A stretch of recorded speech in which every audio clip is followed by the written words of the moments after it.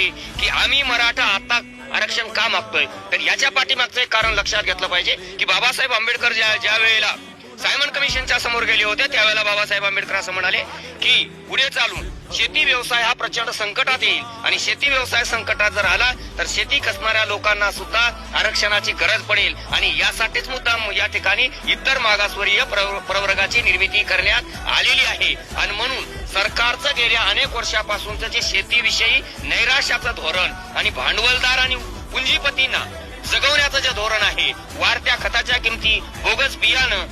Market कमिटीतून होणारी लूट, या सगळ्या गोष्टीचा परिणाम म्हणून इथं लाखाचा पोशिंदा हा संकटात आलेला आहे. आणि म्हणून जे शेतकरी वर्ग असतील त्यांच्या रिझर्वेशनची सोय या ठिकाणी करण्यासाठी घटनेचा 340 कलम अस्तित्वात आलेला आहे. याचा वापर करून या ठिकाणी आम्हाला त्वरित इतर मागासवर्गीय प्रवर्गातून आम्हाला आरक्षण आमचंच आहे, आम्ही नव्यानं मागत नाही, आमचंच आहे की जे तुमच्या चुकीच्या धोरणामुळे 67 वर्षापासून जवळपास माझा मराठा समाज या आरक्षणातून वंचित आहे, त्याचे गेलेले अधिकार त्या ठिकाणी त्यांना पुन्हा मिळवून द्यावेत अशी आमची एक मराठा समाजाचा उपेक्षित माणूस म्हणून माझी अशी सरकारला आग्रहाची विनंती आहे. आणि सरकारनं जर हा निर्णय नाही घेतला तर मग मराठे काय करू शकतात हे त्या ठिकाणी सरकारलाही दिसत आणि ते आम्ही दाखवून देऊ. पण आमचं म्हणणं असंच आहे की हा महाराष्ट्र सुरक्षित राहावा आणि तो मराठेच सुरक्षित ठेवू शकतात, कारण हा महाराष्ट्र काय भुजबळाच्या बापाने उभा नाही केला, हा महाराष्ट्र आम्ही मराठ्यांनी उभा केलेला आहे.